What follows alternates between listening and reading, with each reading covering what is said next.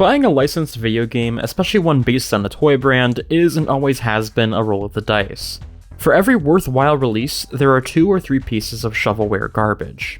Few brands exemplify this better than Hot Wheels. There are a lot of games based on Mattel's little die-cast cars. Some are good, some are great even, but more of them are bad. A worrying quantity of them are really, really bad. Full disclosure, I grew up with these, like almost all of them. Stunt Track Driver, Bash Arena, even the MMO. Which is a story I'll have to tell sometime. I've got a soft spot for Hot Wheels, even the bad games. But I never had a Game Boy Advance as a kid, and thus missed out on not 1, not 2, but 5 games. I have been in a GBA mood lately, and if I have a thing, it's definitely overanalyzing video games that were never really meant to be analyzed at all. So I'm going to review every Hot Wheels game playable on the GBA in order of release. And my goal in doing this is to give them all a fair shot. It's easy to clown on older games, especially licensed handheld games aimed at children, just by merit of them being old, low budget, and not aging well. But if you ask me, that's more than a little mean-spirited. GBA games can have a lot of charm if you go into them with an open mind, so that's exactly what I'm going to do. But I want to start off by discussing something I realized while writing about these games. If you've been watching my channel for a while, you've likely worked out that I'm a bit of a real hardware purist. I operate under the assumption that emulation always inherently loses at least some part of the original experience a game was intended to provide. And thus, I strive to play on original hardware, or failing that, the closest possible reproduction of original hardware. That's not to say that emulation is bad or wrong, or that you're inherently worse off for doing it in every situation. I just personally prefer to experience game in as close to their original context as I can, while still enjoying good video quality and of course being able to capture footage for YouTube videos like the one you're watching. In the case of the Game Boy Advance, that means a Game Boy player attachment for the GameCube, a worryingly expensive set of component cables, an XRGB Mini FrameMeister, and a recent reproduction of the Hori digital controller, which unlike the actual GameCube controller, has a proper D-pad suitable for playing Game Boy games. Altogether, that's a very expensive and honestly somewhat arduous setup, and in the right situations, it looks fantastic. But in others, look at this. It's a soupy mess of pixels. This doesn't look good blown up to 1080p, and trust me, viewing it on a 50-inch display does it no favors. Truth is, the vast majority of GBA racing games do not get to shine in the context that most modern players will experience them.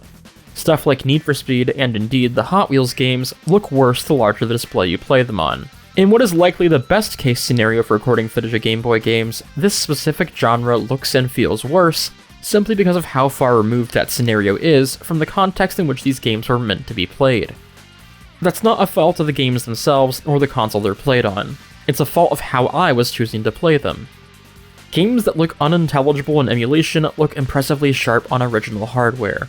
It doesn't matter how good your upscaler is or what resolution you emulate in. These pixels were meant to be this big, not this big. And you're going to notice the crust if you force the game to display at 7 times the size it should. The vast majority of Game Boy Advance games are best experienced on a real system with an IPS screen mod. So that's exactly what I did. Every game I'm about to talk about, I played on my actual Game Boy Advance as well as on my Game Boy Player to capture footage. And I used the former experience to meter my criticism of the latter. I'm not saying you can't enjoy these games in an emulator or on a big screen. Hell, the Game Boy Player is my main and preferred method of playing these things. But the point is that these games were meant to be played on a 3-inch screen, and that is something that must be kept in mind when talking about this era of handheld gaming. I'm gonna kick things off not with a Game Boy Advance game, but with a regular Game Boy game. Kind of. It's one of those black cartridges that were designed with the Game Boy Color in mind, but that ultimately still work in original Game Boy bricks. So no, it's not a GBA game, but you can play it on a GBA. And since it's the only Hot Wheels game on the older handhelds, I severely doubt I'd ever get a chance to talk about it otherwise. Hot Wheels Stunt Track Driver is a very short, very simple game. It's a side-scrolling racer where, like the PC game it shares a name with, you do flips, rolls, and spins to earn speed boosts. Unlike the source material though, this is an actual race against 2 other cars. There are only 6 levels and the game can be beaten in about 10 minutes. The AI are pushovers. They employ rubber banding, but only to help the player, never to make the game harder. If the player lags behind, the AI will crash out more often in order to let them catch up.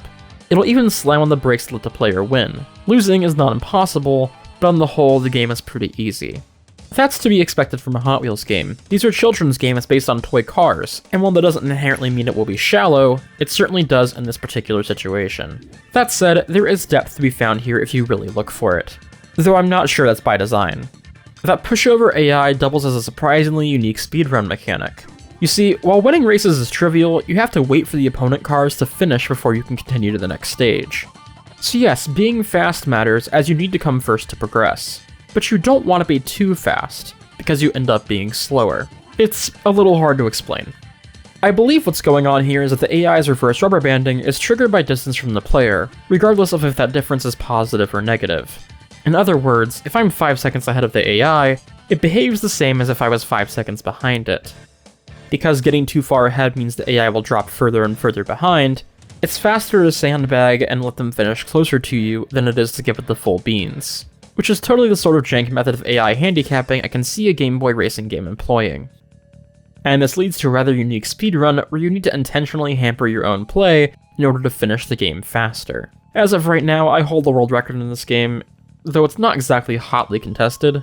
If anyone else would like to come take it from me, I'd welcome the challenge.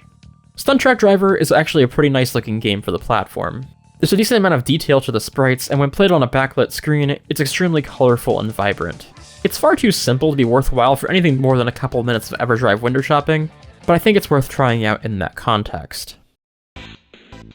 Hot Wheels Burnin' Rubber is the first Hot Wheels game on the GBA, and, if critic reviews from back in the day are to be believed, one of the better ones. The first thing I noticed, though, is that I can't type my name. For whatever reason, you aren't allowed to put vowels in your initials. I think this might have been an attempt to stop kids from naming themselves dirty things, which, in fairness, was my first reflex after realizing the A was missing. But no, you'll have to settle for something without vowels. The UI reminds me a lot of Stunt Track Driver for the PC, but with bits and pieces of this awful Super Mario looking font mixed in with the sleeker ones the brand was using at the time. The modes on offer here are pretty by the numbers, with focus on the obligatory Grand Prix mode. Getting started is as simple as picking a cup and a car. Now, wait just a damn minute. This is GT Advance. The resemblance is unmistakable. This is the GT Advance engine. There are a few small hints in the menu, but the sprites, camera, and physics are dead giveaways. Turns out, THQ double-dipped. They reskinned GT Advance to fit the Hot Wheels brand, replacing generic cityscapes with household rooms and outdoor environments seen from a die-cast scale. The engine was modified just enough to accommodate jumps and shortcuts, but not much else about the gameplay has changed at all. It's as simple and as responsive as the game it's based on. That is to say, Burnin' Rubber is pretty fun. It's a decent game that strikes a balance between being good for the pick-up-and-play nature of handhelds, while still holding enough depth that you would have gotten your money's worth back in the day. I think that's an important metric for games like this. These days, GBA games are pretty cheap. But from the perspective of a kid in 2001, when GBA games were 30 to 40 bucks a pop, you'd want it to not only be good, but you'd want it to last a while too. There is noticeably less content here than in GT Advance, but there were a lot of positive changes to balance that out. The 3 months between GT's release and Burnin' Rubber's completion were put to good use, because this was 2001 and 3 months still made a difference in game development. For example, critics' biggest takeaway from GT Advance was that it really needed a save function. Passwords suck, especially for portable games. Consider it done though, said THQ. Hot Wheels has RAM saves. It's slightly less useful here than it would have been in GT Advance since the game is a bit more content light, but it's still extremely welcome given the amount of unlockable vehicles and upgrades, as well as the prominence of time records. I also have to give the game credit for having a much better UI than the title it's based on. It might be butt-ass ugly, but it's much more streamlined and generally works better on a handheld platform, keeping in mind this game would usually have been played on a 3-inch screen without a backlight. If there's any judgment I can reasonably make, it's that this Mode 7 pseudo 3D thing feels incredibly repetitive without some sort of additional gameplay mechanic to keep things fresh. It worked well enough in GT Advance because it was supposed to be realistic, but Hot Wheels is all about over-the-top racing action. Without something like Mario Kart Super Circuit's power-ups or Top Gear's boost mechanic, you really are just driving in bland, flat circles. It's in line with the vast majority of Hot Wheels games. Nothing exceptional, but the atmosphere and presentation are charming enough to carry it, especially if you grew up with Hot Wheels cars. A sentiment that cannot be applied to the next game on the list. I've been trying to write each review in this video in order of release, in a likely vain attempt to keep you from comparing these games to each other too much, but I cannot explain to you how much I wanted to play this one last, because I've tried this game once or twice before, and viewer, I will not bury the lead. Velocity X's GBA port is the reason this video didn't come out months ago. Remember what I said at the top of the video. I believe handheld games deserve good faith chances to be good games. I believe the context of a game's intended play matters, especially in the case of games marketed to children. So with all that in mind, I want you to know that when I say, this game has the worst art of any game I've ever played, I'm not exaggerating. I mean it. This game's cutscene and character art style genuinely looks like it was done in Microsoft Paint. Not by an artist, but by a programmer on their lunch break. It looks a little better during actual gameplay, but first impressions are forever, and the gameplay itself does little to win me over. This game has, without question, the worst car handling on this list, possibly on the GBA as a whole. Velocity X is isometric, and the orientation of the steering controls does not match the front axle of your car. It's instead fixed to the orientation of the screen. So, for example, if you're traveling with your car facing south, and you want to turn right to the west, you need to press left on the D-pad, not right as you'd come to expect. I can see the line of thinking here, but turning the car one direction by pressing the opposite direction is jarring, to say the least. And that's to say nothing of how touchy the controls are to begin with. They'll feel unresponsive one second, and the next, a single input will spin your car fully around. It's nonsensical, and I can't think of a single other isometric racing game I've played that feels like this. Test Drive, RC Pro-Am, Racing Gears Advance, and even one of the later Hot Wheels games take the logical approach of tying controls to the car's steering wheel. I was curious to know if my prior experience with isometric racers was coloring my impression of Velocity X, so I handed the game to my partner to see what their reaction would be. And I keep in mind, they don't play racing games at all, much less isometric ones. And yet, they instantly picked up on how the steering worked and had positively no trouble with it. Now they told me that I played a lot of horse riding games in the GBA growing up, and that Velocity X played like those. Sensing the potential for a good story, I looked up the game's developer, Sapphire, to see if maybe they were behind those horse games. But nah, they weren't. There's no shocking revelation or anything like that here. Just an anecdote about how Barbie Horse Adventure better prepared my girlfriend for this game than a lifetime of playing racers did for me. The best solution I could come up with was to place my thumb on the center of the D-pad and roll it in the direction I wanted to go, instead of moving it around to make individual inputs like I would in most other games. This method took a decent amount of mental reprogramming, but it also helped alleviate mistakes caused by muscle memory. It's still far too touchy, but I can at least get through events on the first try. Once I got past the controls, Velocity X was alright, I guess. It's conceptually similar to the console versions of the game, a mixture of racing and objective-based driving missions, with consumable power-ups and health bars. You play as Gearhead, not Max Justice as in the console version, though he does appear in the game's copious amounts of dialogue. And yeah, dialogue. Again, like the console version, Velocity X for GBA is trying to tell a story. Sort of. It's mostly just, hey, this area's boss is bad, go do this so you can beat them, and once you do they give you a car and a prototype part, and the game funnels you onto the next boss's lair. It's extremely par for the course for GBA games, and this repetitive cycle is accompanied by some of the most GBA shovelware-ass music I've ever heard.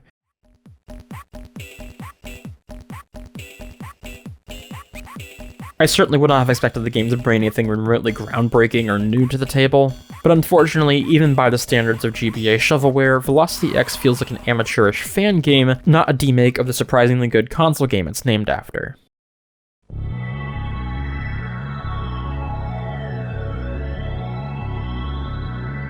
In order to properly introduce the next game on the list, I have to explain one of the most influential innovations of early 2000s entertainment: transmedia storytelling. Which is not, in fact, what happens when I tell a story. Good guess, though.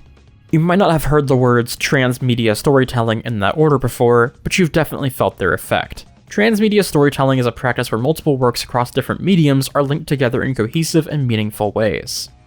Not a new strategy by any means. The Star Wars novels penned over 2 decades prior were wildly popular examples of transmedia storytelling, but the turn of the century saw more and more big companies using the technique to both enhance their products and pad their pockets.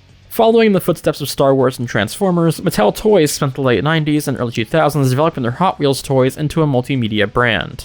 But it wasn't until 2003 that Mattel would introduce their best remembered transmedia venture, Highway 35. This was a line of toy cars divided into 5 teams with distinct visual identities and personalities. The toys were designed first, but they were designed with the movie adaptation in mind. Hot Wheels World Race, the first ever feature-length Hot Wheels movie, featuring cartoon depictions of the Highway 35 cars available on store shelves. World Race and its sequels are a positively fascinating chapter of Hot Wheels history, and I've been planning a video about it on and off since last February. But I'm not quite ready to take that one on just yet. To do that, I have to comb through and discuss a movie, a comic series, a video game, an MMO expansion, and sequels. But I think I'm okay to go ahead and talk about the GBA port of the World Race video game, simply because it's most likely the least interesting part of that saga. I never played this game before starting to write this video, but I did grow up on the GameCube version, and to my surprise, this is one of the rare cases where the GBA version is pretty damn faithful to the original. It's another Mode 7 racer, visually representing F-Zero, implementing the same stunt-based boost system as the console version of World Race. It has the same sound effects, the same track hazards, hell, it uses the same JPEGs of character art in the menus. That's not all that surprising, given this is one of those rare cases where the developer responsible for the lead version also made the Game Boy Advance port. Meet Climax Studios, later known as Climax Driving, Climax Racing, Black Rock Studio, and most recently, defunct. They were part of the Climax Group, a British games company still active to this day after 30 years in the business. To avoid confusion, I'll be referring to the studio responsible for World Race as Black Rock. While they were under the Climax umbrella, Black Rock were responsible for some pretty memorable games, even if not the best ones. But you'll probably recognize them as the studio behind 2010's Split Second, one of the genre's most beloved failures. And if you're a fan of Split Second, you're going to find a lot to love in the studio's Hot Wheels games. Like the studio's final project, World Race is a pretty unique racer with a lot of charm, and by that merit, the GBA version should be too, right?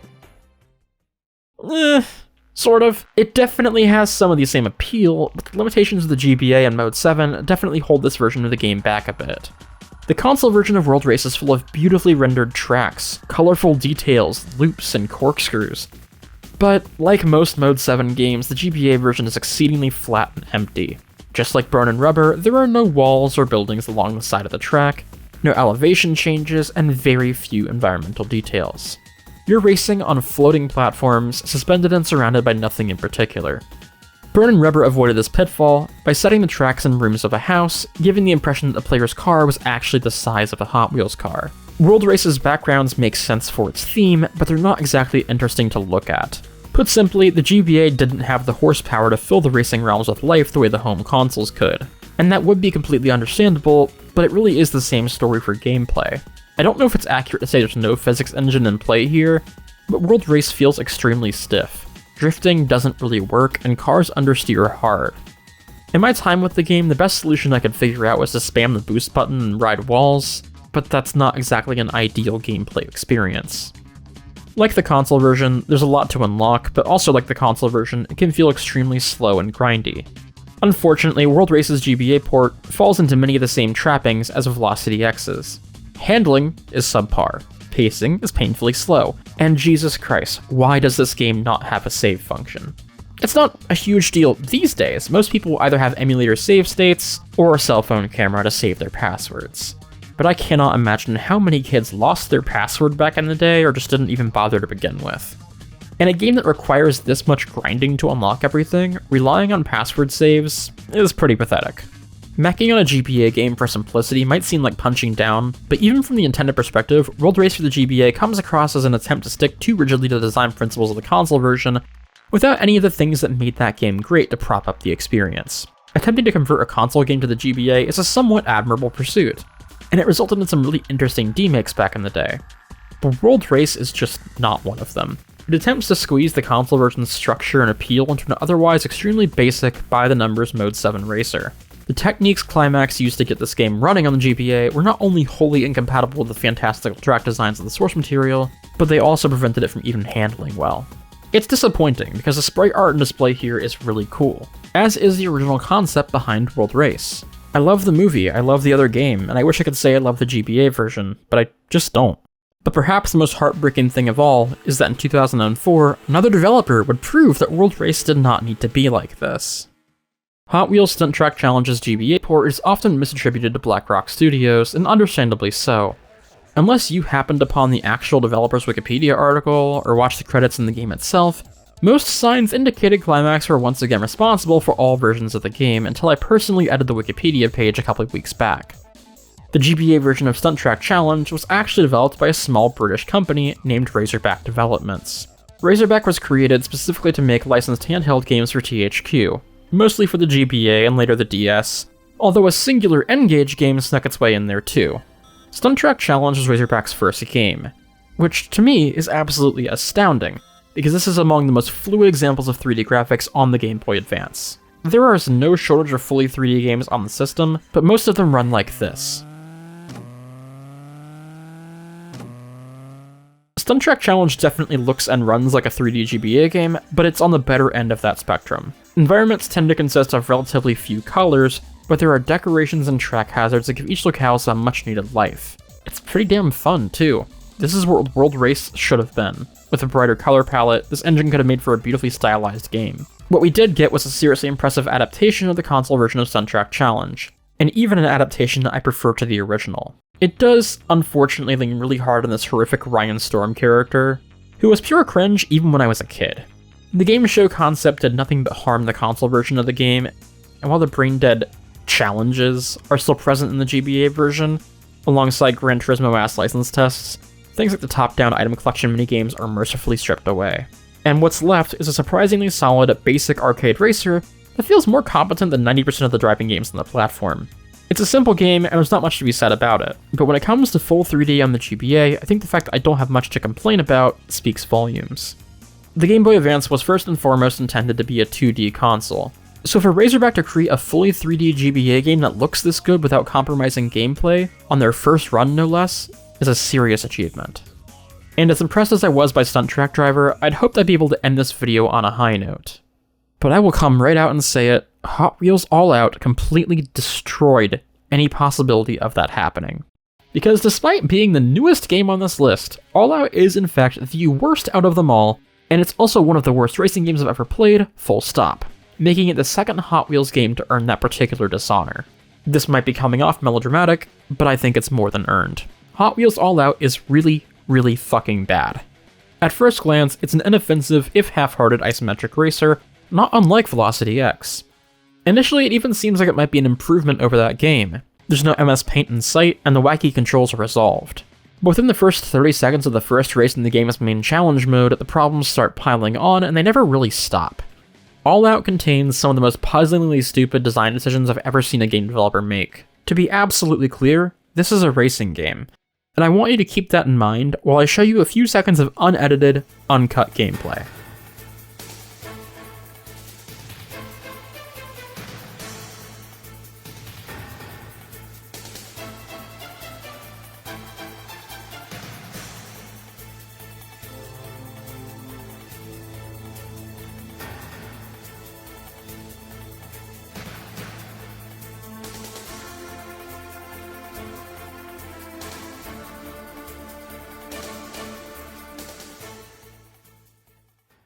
Again, this is allegedly a racing game. This is by far the most ridiculous track obstacle in the game, but it's far from the only sin on display here. In fact, every track is full of obnoxious hazards that grind action to a halt. Like a lot of GBA racers, there are obstacles where the hitbox is too large. You really shouldn't be hitting it, but you do anyways. Certain obstacles mean that if you're not in first, you're automatically stopped in your tracks. Like the bridge on the jungle track that collapses when a car drives on it, forcing everyone behind them to wait for it to respawn before continuing to play the game. The most infuriating part of this one is that other cars are for some reason still present in time trials, for no reason other than to force you to slam on your brakes and wait for the fucking bridge to respawn. Sometimes, the floor just doesn't work. One time, I died to a hazard during the starting grid countdown, before I was even in control of my car.